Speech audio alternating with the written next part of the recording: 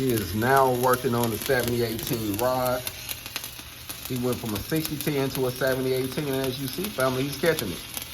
He got his angle, his gap he's working on, keeping it tight.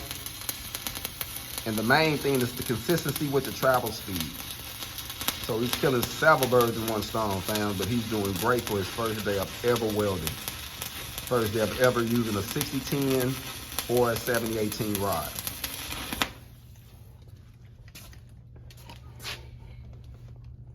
Woo! Now we can tell from the slag. Knock that off so we can see what it look like.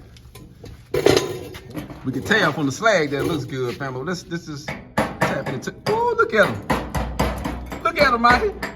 Dropping dimes, picking up hunters. Oh, no.